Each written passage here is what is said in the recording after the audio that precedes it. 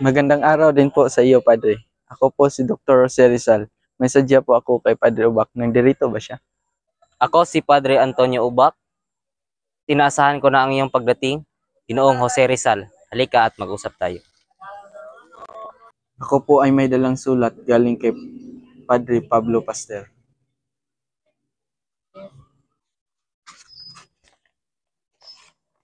Papayag akong tumira ka dito sa kumbento ko, Rizal. Ngunit, kailangan mong sumunod sa 3 kondisyon.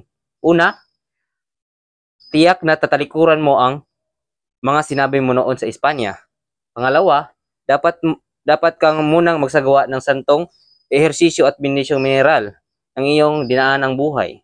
Pangatlo, sa haraping panahon ay sana magbago ka na at magpapagaling sa iyong mga sala sa bansang Espanya. Naiintindihan mo ba, Rizal? Pasensya ka na, Padre, ngunit hindi ako sasang-ayon sa mga kondisyon mo.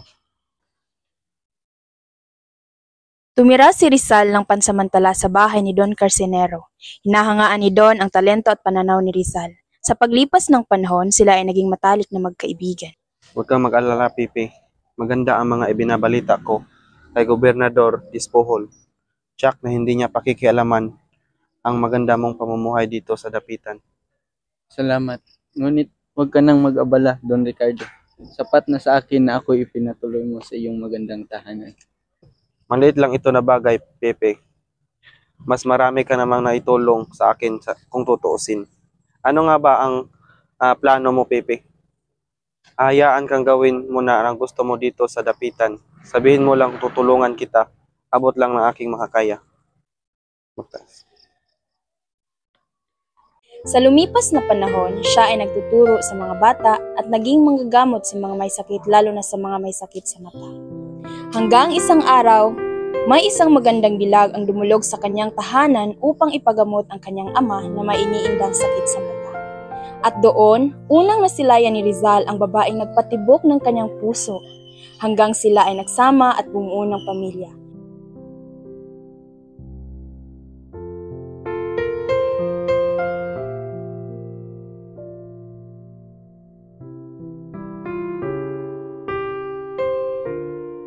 Ngunit sa hindi inasang pangyayari, Magsitayo ang lahat.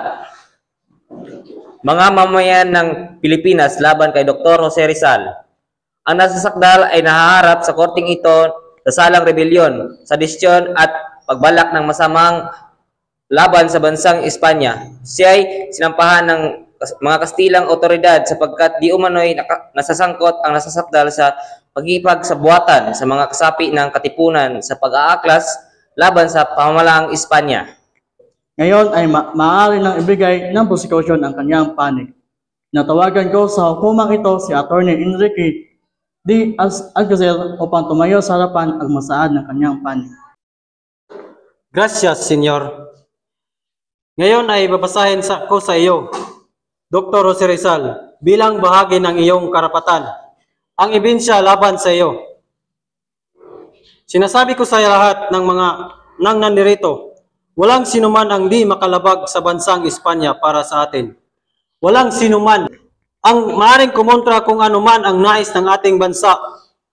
Ang sinuman ang hindi gumawa noon ay nararapat na ikulong at ipapatay. Yan ang nararapat kay Dr. Jose Rizal. Nararapat lamang sa isang taksil. Tulad niya na ipapatay. Isang kahangalan!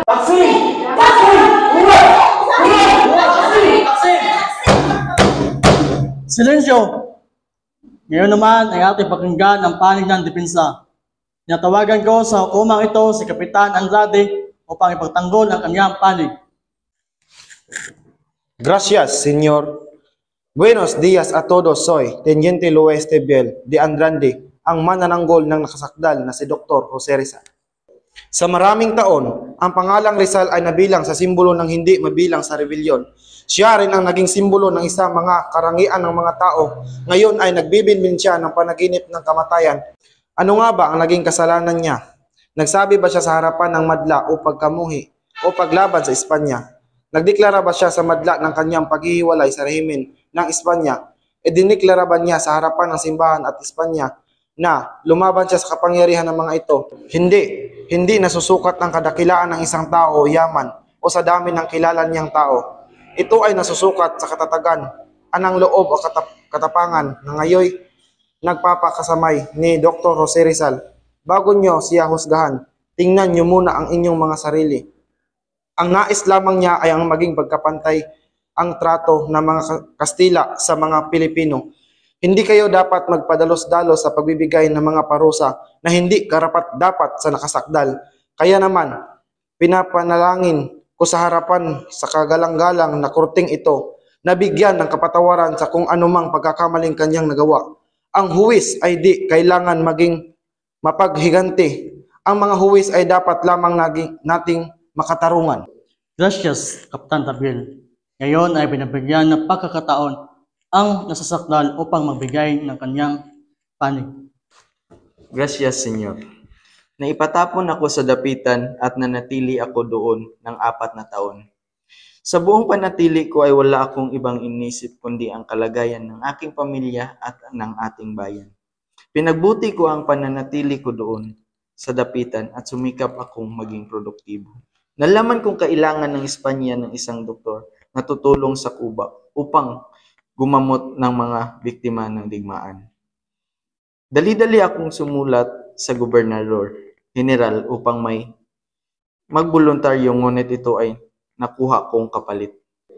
Nakakakalungkot isipin na may mga taong sumantala sa aking katahimikan sa dapitan at ginamit ang aking pagkawala upang idiin ako.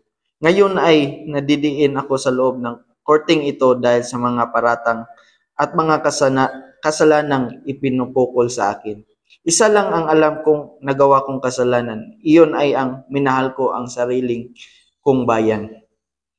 Kasinungalingan ang ibinibintang nyo sa akin. Wala kayong konkretong ebidensya at tanging ang liham at iyong mga galit lamang ang tinutukoy sa aking pagkakasala. Wala rin akong kinalaman sa mga pag-aaklas at hindi ko rin alam ang ginagamit nila ang aking pangalan sa kanilang aktibidad. Ngayon ay patunayan ko ang aking pagiging inosente batay. Unang-una, wala akong kaugnayan sa rebelyong dahil ito ay mismo ang nagpayo kay Dr. Payo Valenzuela noon sa dapitan na huwag ipagpatuloy ang himagsikang pinaplano ng katipunan. Pangalawa, hindi ako nakipagsulatan sa mga elementong radikal at revolusyonaryo. Napakarami ko pang maaring sabihin at patunayan sa aking pagkakawalang sala. Sana'y gamitin niyo ang inyong utak upang magawa ang nararapat.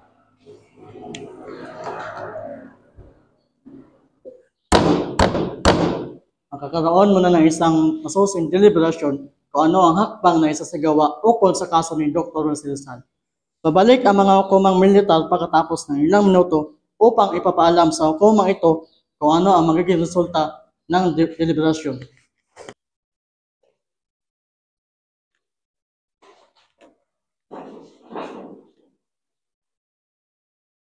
Hindi natin ito dapat pagtalunan pa. Kailangan hatulan ng parusang kamatayan si Dr. Jose Rizal dahil sa krimen na kanyang ginawa.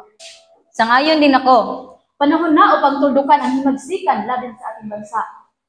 Sang-ayon kaming lahat sa kaparusahang kamatayan para kay Dr. Jose Rizal.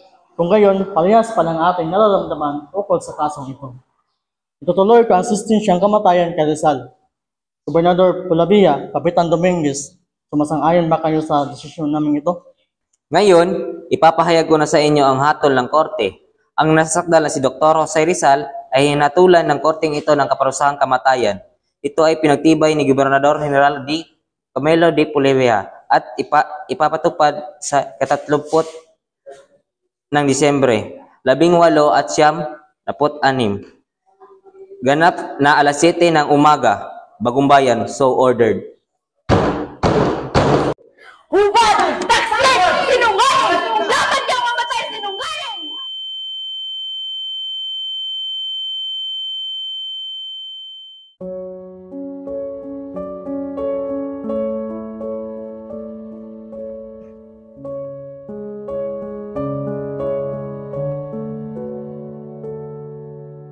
Padre, gaya ng iyong nais, nariyan ang aking retraksyon.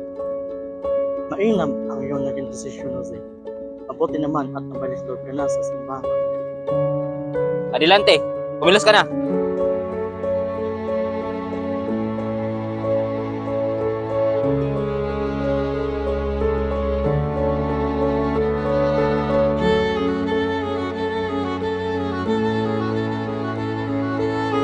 Bago niyo ako patayin, maaari bang humiling sa kahuli-hulihan?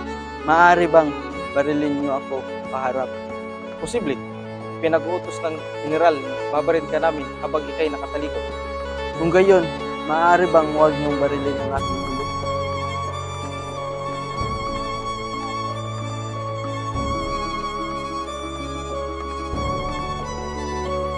Ikinararangal ko na makilala kita, Dr. Jose Rizal.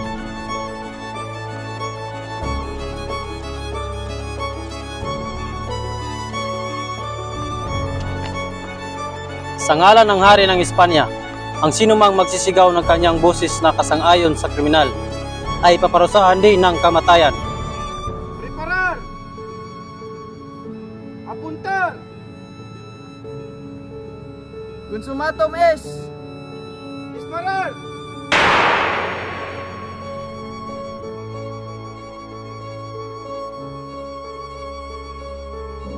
Viva España! Viva España! Viva España! Viva España!